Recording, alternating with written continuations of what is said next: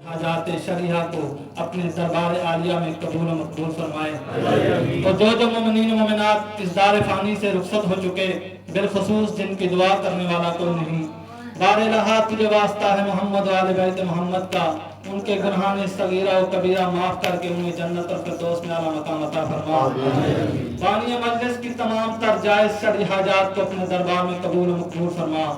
بانی مجلس کی تمام تر کاوشوں کو جناب سیدہ طاہرہ سلام اللہ علیہا اپنے دربار عالیہ میں شرف قبولیت عطا کریں، اور تمام دعاؤں سے بڑھ کر ایک دعا کہ بار الہ تجھے واسطہ ہے محمد و آل بیت محمد کا، امام زمان کے ظہور میں تاجیل فرما۔ ان تمام تر دعاؤں کی قبولیت کے لیے ایک مرتبہ بآواز بلند صلوات پڑھیں۔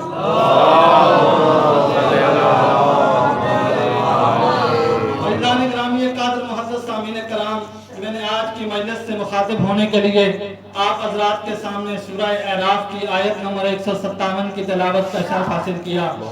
ارشاد رب العزت ہوا الذین یتبعون الرسول النبی الامی الذی، کہ یہ جو میرا نبی ہے، رسول ہے، امی ہے، اس کا تذکرہ پانے والے توریت و انجیل میں اس کا تذکرہ پاتے رہیں گے۔ رسول کے ذکر کو توریت و انجیل میں بھی پاتے رہیں گے۔ الذین یتبعون الرسول النبی الامی الذی یجدونہ مکتوبا عندہم فی التوراۃ والانجیل یأمرہم بالمعروف وینہاہم عن المنکر ویحل لہم الطیبات ویحرم علیہم الخبائث۔ میرے نبی کے آنے کا فریضہ کیا ہے کہ امر بالمعروف کرے گا، نہیں عن المنکر کرے گا، اور جتنی طیب چیزیں ہیں انہیں حلال کہہ دے گا، اور جتنی خبیث چیزیں ہیں انہیں حرام کہہ دے گا۔ بھائی میرے نبی کے آنے کا فریضہ یہ ہے کہ اس کائنات میں جتنی بھی طیب چیزیں پائی جاتی ہیں انہیں یہ حلال کہہ دے گا، اور جتنی بھی خبیث چیزیں پائی جاتی ہیں انہیں یہ حرام کہہ دے گا۔ لیکن میں کیسے عرض کروں اپنے سارے سننے والوں کے سامنے کہ یہ جو فضاؤں میں پرندے اڑ رہے ہیں ان میں کچھ حلال ہے، ان میں کچھ حرام ہے۔ بھائی یہ جو فضاؤں میں پرندے اڑ رہے ہیں ان میں کچھ حلال ہے، ان میں کچھ حرام ہے۔ یہ جو زمین پر چوپائے چل رہے ہیں ان میں کچھ حلال ہے، ان میں کچھ حرام ہے۔ یہ جو سمندروں میں مخلوق پائی جاتی ہے اس میں کچھ حلال ہے، اس میں کچھ حرام ہے۔ اور رسول کا فریضہ یہ ہے کہ جتنے حلال ہے بتائے گا۔ جو ہے صاحبان فکر کی، بھائی رسول کا فریضہ یہ ہے کہ جتنے طیب ہیں وہ بتائے گا، جتنے حلال ہیں وہ بتائے گا۔ لیکن میں کیا کروں، کہتے ہیں امی ہے، ان پڑھ ہے، رسول ان پڑھ ہے۔ اب اگر کوئی شخص ماہر فلکیات بن گیا تو ماہر نباتات نہ بن سکا، اگر ماہر امراض قلب بن گیا تو ماہر امراض معدہ نہ بن سکا۔ بھائی آپ کے پاس زندگی شارٹ ہے، سبجیکٹ زیادہ ہے۔ بھائی آپ کے پاس زندگی شارٹ ہے، سبجیکٹ زیادہ ہے۔ آپ نے اگر کسی ایک سبجیکٹ میں ایم فل کر لیا یا پی ایچ ڈی کر لی تو آپ ایک علم کے ماہر ہو گئے، لیکن بہت سارے علوم نہیں جانتے۔ جو ہے بھائی آپ ایک علم کے ماہر ہو گئے لیکن بہت سارے علوم نہیں جانتے۔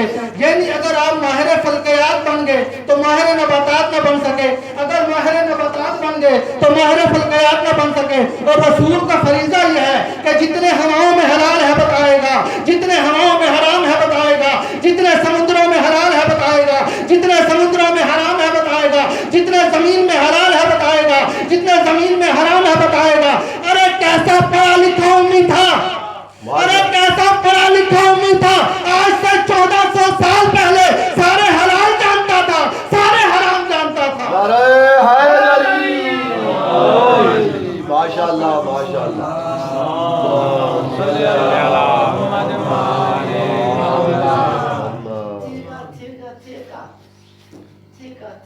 اور جو ہے صاحبان جتنی طیب چیزیں ہیں انہیں حلال کہے گا، جتنی خبیث چیزیں ہیں انہیں حرام کہے گا، جتنے پرندوں میں حلال ہے بتائے گا، جتنے پرندوں میں حرام ہے بتائے گا، جتنے چوپایوں میں حلال ہے بتائے گا، جتنے چوپایوں میں حرام ہے بتائے گا، جتنے زمین میں حلال ہے بتائے گا، جتنے زمین میں حرام ہے بتائے گا، جتنے سمندروں میں حلال ہے بتائے گا، جتنے سمندروں میں حرام ہے بتائے گا۔ لیکن اگر کوئی پلٹ کر رسول سے سوال کر دے کہ یا رسول اللہ انسانوں میں، تو ہے صاحبان فکر کی، بھائی جملہ بہت خطرناک ہے لیکن میں کیا کروں، میرے نبی کا فریضہ ہے، پروردگار عالم نے ڈیوٹی لگائی ہے کہ طیب کو حلال کہے، حرام کو حرام کہے۔ طیب کو حلال کہے، حرام کو حرام کہے۔ اگر کوئی پلٹ کر رسول سے پوچھ لے کہ یا رسول اللہ کیا انسانوں میں بھی ایسا ہو سکتا ہے، تو میرے نبی نے اس بات کا بھی کشتا نہیں چھوڑا، علی کے کندھے پہ ہاتھ رکھ کے کہا جو تجھ سے حکم رکھے گا حلال زیادہ ہوگا، جو بغض رکھے گا حرام زیادہ ہوگا۔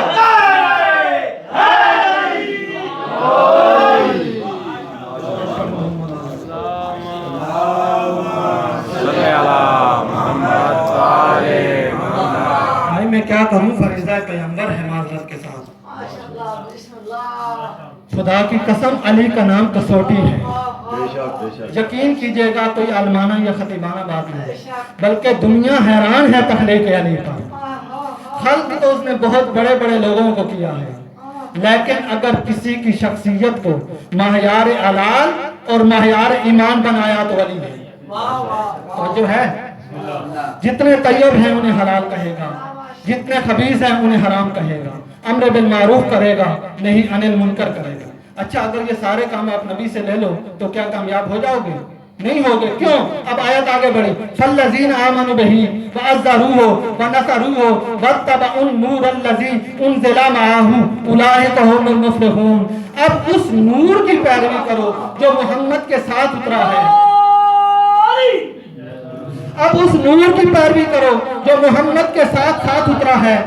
اگر تم کامیاب ہونا چاہتے ہو، اگر تم فلاح پانا چاہتے ہو، اس نور کی بھی پیروی کرو جو محمد کے ساتھ اترا ہے۔ بھائی کچھ مفسرین نے لکھا کہ یہ قرآن ہے، معذرت کے ساتھ قرآن میرے نبی پر اترا ہے، نبی کے ساتھ نہیں اترا۔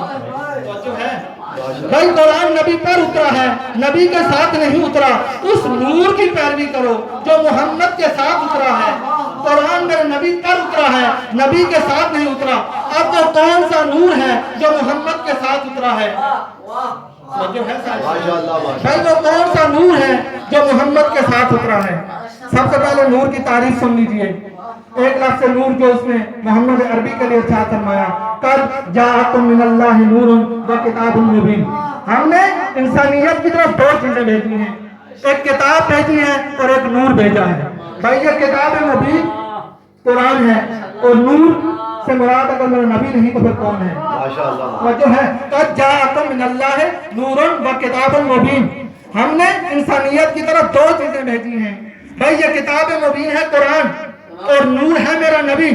تو پروردگار عالم نے جو یہ کہا کہ وَاتَّبَعُوا النُّورَ الَّذِي أُنزِلَ مَعَهُ، اس نور کی پیروی کرو جو محمد کے ساتھ اترا ہے۔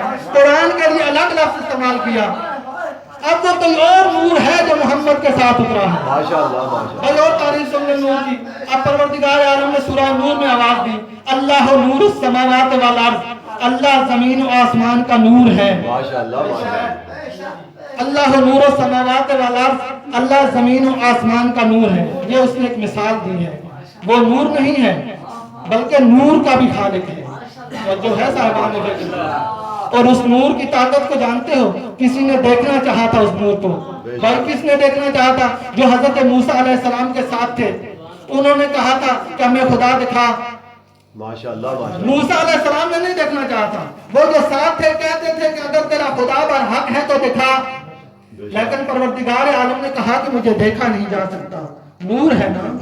بھائی میں آپ کو کسی مقام تک لے کے جانا چاہتا ہوں، اور جب میں اس مقام تک پہنچا تو آپ سب سے دعا لے لوں گا۔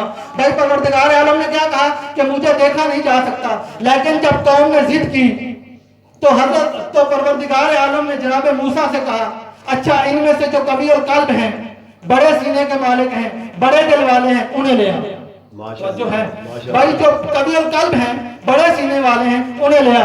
اب اللہ کے نبی نے کچھ لوگوں کو چنا اور ساتھ لے گئے کوہ طور پر، لیکن جب یہ کوہ طور پر پہنچے تو حال کیا ہوا؟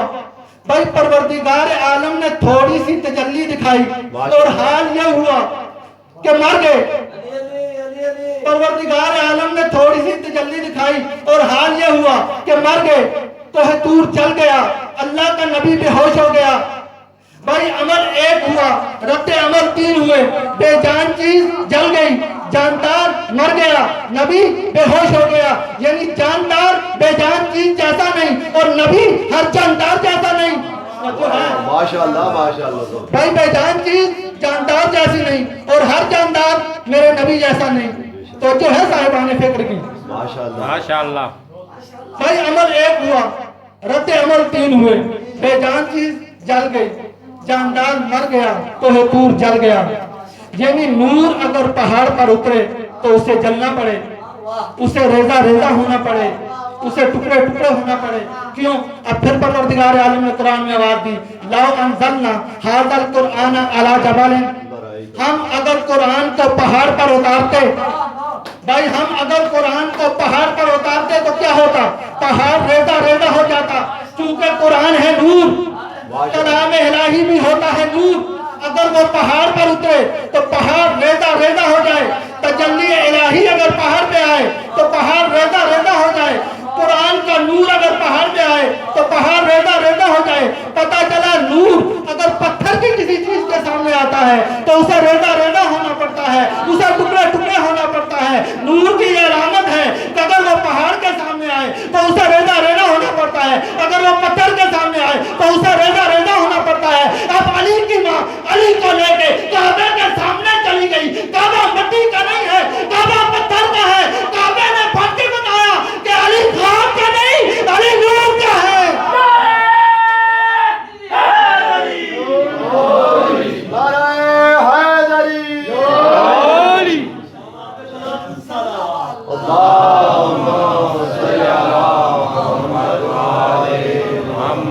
نور اگر پہاڑ پہ اترے تو اسے پھٹنا پڑتا ہے. دلیل مل گئی جو ہے، چاہے وہ تجلی الہی ہو، قرآن کا نور ہو، علی کا نور ہو. تو جو ہے صاحبان فکر کی اور پروردگار عالم کیا کہہ رہا تھا؟ وَاتَّبَعُوا النُّورَ الَّذِي أُنزِلَ مَعَهُ، اس نور کی پیروی کرو جو محمد کے ساتھ اترا. جو ہے صاحبان فکر کی بھائی علی ہے نور. اسی لیے محمد عربی نے کہا تھا انا و علی من النور واحد، میں اور علی ایک نور سے ہیں. میں اور علی ایک نور سے ہیں. اس نور کی پیروی کرو جو محمد کے ساتھ اترا ہے، محمد پر نہیں. ماشاءاللہ ماشاءاللہ توجہ ہے ماشاءاللہ. بھائی آپ کی سمجھ میں نہیں آیا وہ نور کون ہے؟ قرآن نے آل محمد کا نور کہا ہے. جانتے ہو کہ میرا نبی معراج کی شب کیوں آسمانوں کا عبور کرتا ہوا، خلاؤں کو چیرتا ہوا وہاں تک چلا گیا؟ پڑھے لکھے لوگ تشریف فرما ہے. جانتے ہیں کہ اگر روشنی زمین کی طرف سفر کرے تو اسے کہتے ہیں لائٹ ایئر، نوری ساتھ. جو ہے اسے کہتے ہیں نوری ساتھ. یعنی اگر کوئی روشنی کی طرح سفر کر سکتا ہو وہ آسمان کو عبور کرے. جو ہے بھائی نور کی طرح سفر وہ کرے جو نور ہو. جو ہے صاحبان فکر. اب سمجھ میں آیا کہ میرا نبی کیوں آسمانوں کو چیرتا ہوا، خلاؤں کو چیرتا ہوا وہاں تک چلا گیا؟ کیونکہ نور تھا نا. ماشاءاللہ. لیکن نہیں مانیں گے جب تک قرآن نہ منوائے. اب جب میرا نبی آسمانوں کو چیرتا ہوا، خلاؤں کو چیرتا ہوا وہاں تک پہنچا تو قرآن نے کیا جملہ کہا؟ سبحان الذی اسریٰ بعبدہ، میں نے تو اپنے بندے کو سیر کروائی ہے، بندے کو سیر کروائی ہے، بندے کو. اس نے یہ نہیں کہا کہ میں نے محمد کو سیر کروائی ہے، میں نے نبی کو سیر کروائی ہے، میں نے رسول کو سیر کروائی ہے. اس نے کہا میں نے بندے کو سیر کروائی ہے. بندہ ہوتا ہے بندگی سے. جو ہے بھائی بندہ ہوتا ہے بندگی سے، بندگی ہوتی ہے عبادت سے، اور عبادت اکیلی روح نہیں کرتی. بڑی باریک بات اور آپ تک پہنچا کے بس کروں گا. بھائی بندہ ہوتا ہے بندگی سے، بندگی ہوتی ہے عبادت سے، اور عبادت اکیلی روح نہیں کرتی. اچھا میں نے سوچا کہ نماز پڑھوں. اب میں نے نیت کی کہ نماز پڑھوں. نیت روح نے کی، نماز جسم نے پڑھی. میں نے سوچا کہ تکبیرات الاحرام کہوں، میں ہاتھوں کو اوپر لے کے گیا اللہ اکبر. اب نیت روح نے کی، بات ہاتھوں نے مانی. جو ہے بھائی میں نے کہا رکوع کروں. اب نیت روح نے کی، بات ہاتھوں اور گھٹنوں نے مانی. میں نے کہا سجدہ کروں. اب نیت روح نے کی، بات ماتھے نے مانی. یعنی عبادت تب ہوگی جب روح اور جسم اکٹھے ہوں گے.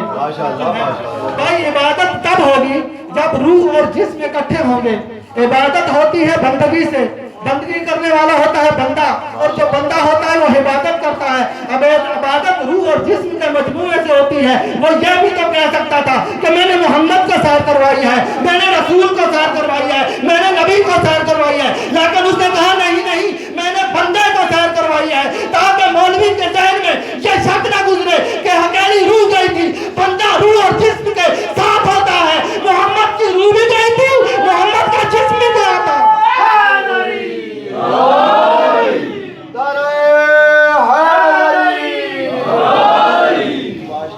جزاک اللہ صلی اللہ محمد محمد محمد کی روح بھی گئی تھی محمد اور محمد کا جسم بھی گیا، تو جو ہے صاحبان